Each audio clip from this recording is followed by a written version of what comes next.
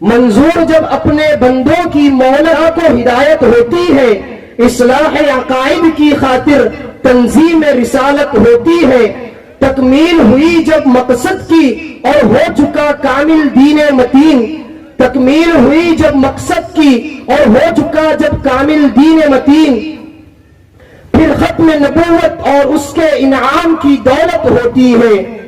قرآن اساس ایمان ہے، قرآن اساس ایمان ہے، قرآن کو پڑھ کر مرد مومن، قرآن اساس ایمان ہے، قرآن کو پڑھ کر مرد مومن، ما کان محمد سے ہی آیا، ختم ان پہ نبوت ہوتی ہے۔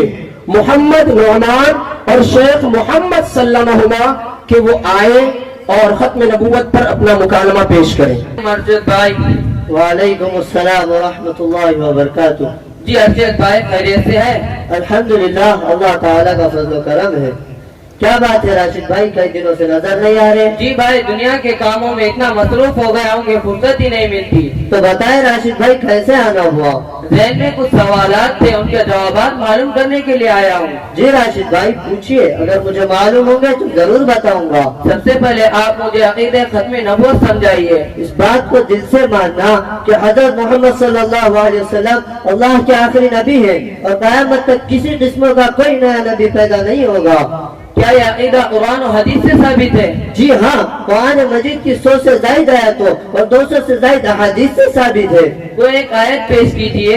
سورہ احزاب آیت نمبر 40 میں اللہ تعالیٰ فرماتے ہیں ما كان محمد ابا احد من رجالكم ولكن رسول اللہ وخاتم النبیین۔ محمد صلی اللہ علیہ وسلم تمہارے مردوں میں سے کسی کے باپ نہیں ہے لیکن اللہ کے رسول اور آخری نبی ہے۔ وہ ایک حدیث پیش کیجئے۔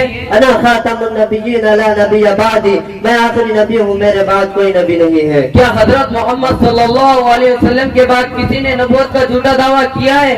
جی ہاں، بہت سے لوگوں نے کیا ہے، جن میں سے چند یہ ہے: اسود انسی، مسلمہ کذاب، مرزا غلام احمد قادیانی، شکیل بن حنیف، ریاض احمد گوہر شاہی۔ امت کو نبوت کا جھوٹا دعویٰ کرنے والوں میں سے سب سے زیادہ نقصان کس سے ہوا؟ مسلمہ کذاب اور مرزا غلام احمد قادیانی سے، کیونکہ مسلمہ کذاب کے ماننے والوں کی تعداد 40,000 تھی اور سن 11 ہجری میں اس کے خلاف جو جنگ لڑی گئی جس کا نام جنگ امامہ ہے، اس میں 1200 صحابہ کرام شہید ہوئے، جن میں سے 700 صحابہ کرام حفاظ تھے۔ اور مرزا غلام احمد قادیانی نے بھی امت کے ایک بڑے طبقے کو اپنے جال میں پھنسا کر ان کے دین و ایمان کو برباد کر دیا ہے اور آج بھی اس کے چیلے اسی کام میں لگے ہوئے ہیں۔ قادیانیوں کا کیا حکم ہے؟ قادیانی مرتد اور زندیق ہے، ان کے ساتھ دوستی رکھنا، ان کے ساتھ دوستی رکھنا، ان کے مردوں کو مسلمان قبرستان میں دفن کرنا سب ناجائز و حرام ہے۔ کیا قادیانی مردے کو مسلمانوں کی قبرستان میں دفن کرنا جائز ہے؟ قادیانی مرتد ہے، اس کو مسلمانوں کے قبرستان میں دفن کرنا جائز نہیں ہے۔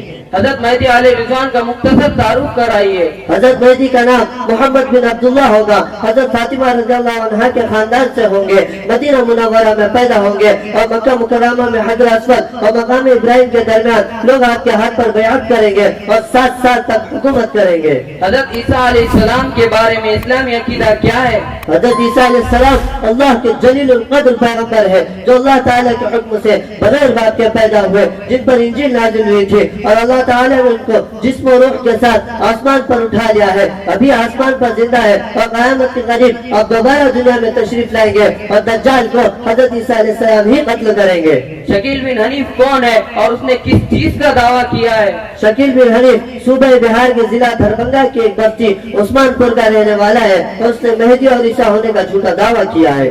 اس کے جھوٹے ہونے پر کوئی واضح دلیل بتائیے۔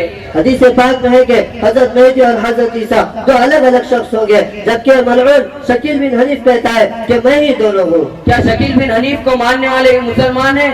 ہرگز نہیں، اس کو ماننے والے مرتد اور کافر ہے، لہذا ان کے ساتھ تعلقات رکھنا، شادی بیاہ کرنا، ان کے مردوں کو مسلمان قبرستان میں دفن کرنا سب ناجائز ہے۔ ارشد بھائی بہت بہت شکریہ، جزاک اللہ خیرہ، آپ نے میری کافی حد تک رہنمائی فرمائی ہے۔ اللہ سے دعا ہے اللہ تعالی ہماری اور پورے امت مسلمہ کی ان فتنوں سے حفاظت فرمائے، آمین۔ چلو بھائی ابھی ہمیں دارالعلوم تعلیم القرآن پاٹن گوری کے سالانہ جلسے میں بھی جانا ہے۔ امید ہے کہ سامعین کو ان باتوں سے فائدہ ہوا ہوگا۔ السلام علیکم ورحمۃ اللہ وبرکاتہ۔ وعلیکم السلام۔